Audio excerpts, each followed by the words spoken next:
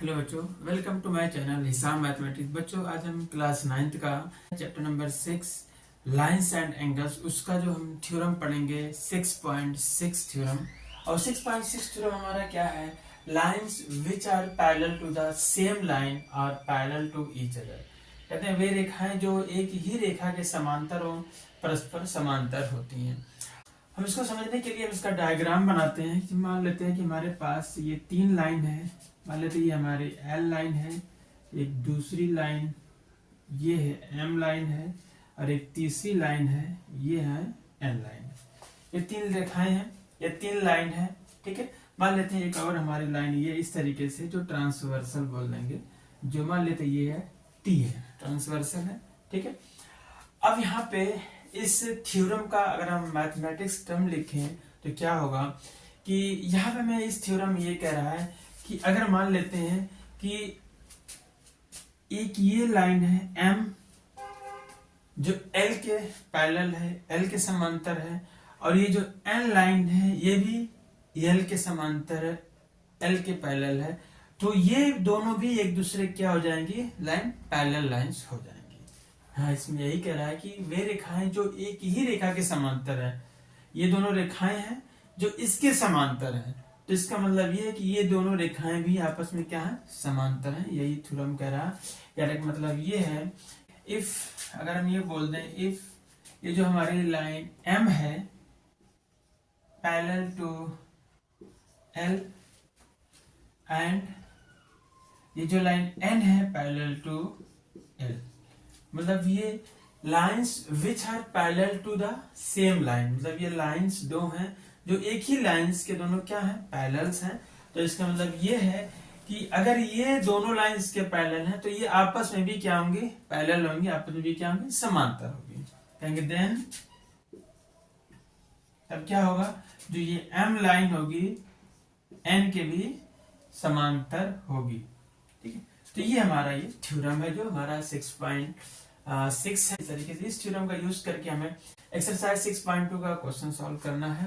देखते हैं 6.2 का क्वेश्चन नंबर 1 हमारा क्या है। बच्चों, ये हमारा क्वेश्चन नंबर 1 है एक्सरसाइज 6.2 का। क्वेश्चन नंबर 1 है इन फिगर 6.29, ये हमारा फिगर है 6.29। कह रहा है if A B parallel to C D, ये ए बी लाइन है जो पैरेलल किसके बता रहा है? सी डी के, and C D parallel to E F, और ये सी डी जो है पैरेलल टू ई एफ है। एंड और दिया में y रेशियो z दिया हुआ है 3:7 है। यहाँ पे मैं y और z का रेशियो दिया हुआ है, हमें x की वैल्यू पूछ रहा है कि इसमें x का मान बताना होगा कितना होगा। तो सबसे पहले अगर हम देखेंगे पैरेलल का कॉन्सेप्ट देख लें कि ये हमारा कह रहा है ए बी जो है, ए बी लाइन जो है किसके पैरेलल है? सी डी के, फिर सी डी जो किसके पैरेलल है? ई एफ के। तो इसका मतलब ये होगा कि ए बी जो होगा ई एफ के भी पैरेलल होगा। ठीक है, इस पिछले थ्योरम में यही चीज है। इसको अगर हम सॉल्व करेंगे, क्योंकि हमें गिवन क्या है कि जो ए बी लाइन है वो पैरेलल टू सी डी है, एंड और दूसरा क्या है कि सी डी जो है पैरेलल टू ई एफ है। ये कहां से आया? ये हमें क्वेश्चन में गिवन है, पहले से ये हमें सवाल में क्या है? दिया हुआ है कि ये पैरेलल है। ए बी जो है सी डी पैरेलल है, सी डी जो है ई एफ के पैरेलल है। तो अगर ये इसके पैरेलल है और ये इसके पैरेलल है, इसका मतलब ये होगा कि ए बी जो होगा ई एफ के पैरेलल होगा, ए बी ई एफ के समांतर होगा। तो यहाँ पे कहेंगे इसलिए जो हमारी लाइन ए बी होगी ये किसके समांतर होगी? इस ई एफ के समांतर होगी। ये ई एफ के समांतर हो गई। अब अगर ये दोनों लाइन क्या हो गई? समांतर हो गई। ये लाइन और ये भी लाइन, ये दोनों क्या है? आपस में पैरेलल है, समांतर लाइन है। और यहाँ पे देख रहे हैं कि हमारी एक ट्रांसवर्सल लाइन है, ये एक तिर्यक रेखा है।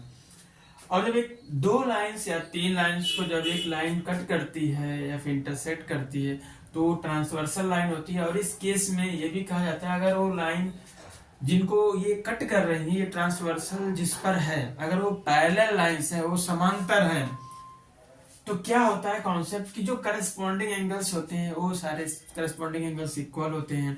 अल्टरनेट इंटीरियर एंगल भी इक्वल होते हैं, अल्टरनेट एक्सटीरियर एंगल भी क्या होते हैं? इक्वल होते हैं। तो ये सारे कॉन्सेप्ट हम पिछले लेक्चर में देख चुके हैं।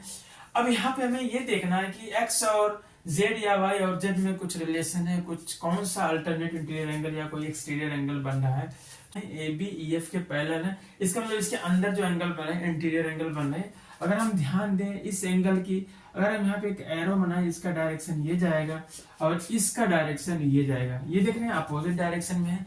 जब अपोजिट डायरेक्शन में होते हैं तो हम ये कहते हैं कि ये दोनों जो एंगल्स हैं अल्टरनेट इंटीरियर एंगल्स हैं। और अल्टरनेट इंटीरियर एंगल्स क्या होती हैं, आपस में इक्वल होती हैं अगर ये दोनों लाइन क्या है, पैरेलल है तो। और पैरेलल है, ये प्रूफ हो चुका है। तो यहां से कहेंगे इसलिए जो हमारा x की वैल्यू होगी वो किसके इक्वल होगी, वो z के बराबर होगी। क्यों होगी, क्योंकि अल्टरनेट इंटीरियर एंगल से कहते हैं अल्टरनेट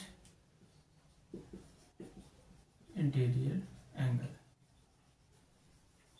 कैसे है, अल्टरनेट इंटीरियर एंगल से x जो है z के इक्वल होगा। इस क्वेश्चन नंबर 1 इसको कह रहे हैं x बराबर z, जो है इसको हम इक्वेशन नंबर 1 नाम रख देते हैं। अब यहाँ पे दूसरा कॉन्सेप्ट क्या यूज करेंगे, क्योंकि ये भी पता है हमें दिया हुआ है कि ए बी जो है सी डी के क्या है, पैरेलल है।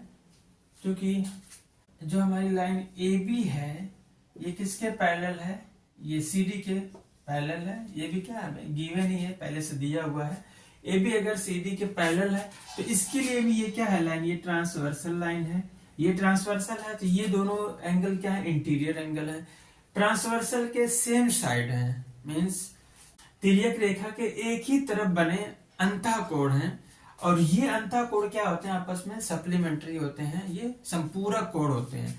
मीन्स इनका सम जो होता है 180 अंश होता है। इसका एक नाम दिया गया जिसको बोलते हैं को इंटीरियर एंगल।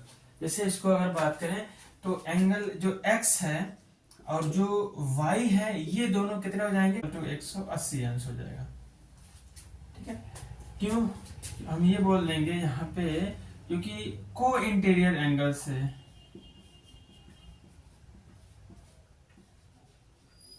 या फिर कहेंगे सह अंतःकोण से इनका सम 180 अंश हो गया। जबकि क्वेश्चन 1 में देख रहे हैं x की जगह क्या है, z है, x की जगह हम z रख सकते हैं। यहाँ पे z इसलिए रख रहे हैं, ये z और y हमारी इक्वेशन बन जाएगी यहाँ पे, और यहाँ पे z और y का रेशियो भी दिया हुआ है। कहेंगे फ्रॉम इक्वेशन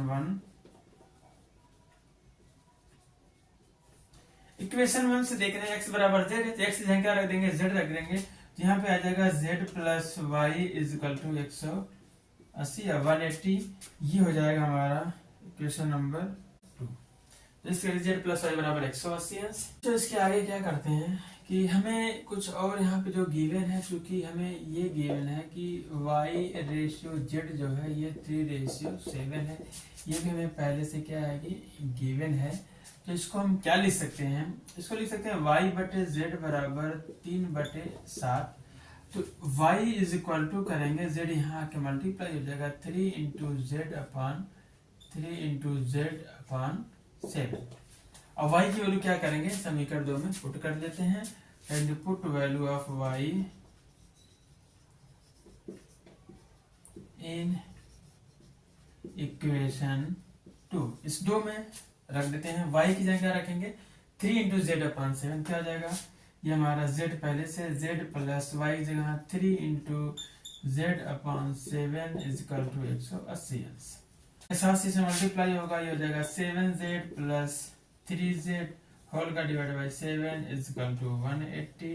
यहाँ से 7 और 3 जोड़ेंगे तो आ जाएगा 10z, ये बराबर 7 है, इसमें गुणा हो जाएगा 7 गुणे 180। z बराबर हो जाएगा is equal to 7 into 180 divide by 10 से डिवाइड करेंगे तो ये हो जाएगा z बराबर 7 गुणे 18, z बराबर 18 के साथ गुणा करेंगे आ जाएगा 126। z मीन्स ये 126 है। क्वेश्चन नंबर 1 में क्या प्रूफ हुआ है कि x जो है, x और z दोनों क्या है, सेम इक्वल है, अल्टरनेट इंटीरियर एंगल थे। तो इसलिए कहेंगे इक्वेशन 1 से फ्रॉम इक्वेशन 1 समीकरण 1 से क्या हो जाएगा, x बराबर z की जगह 126 रख देंगे। यही हमें क्या करना था, कैलकुलेट करना। ओके बच्चों, नेक्स्ट लेक्चर में क्वेश्चन नंबर 2 को देखेंगे। Have a nice day, take care.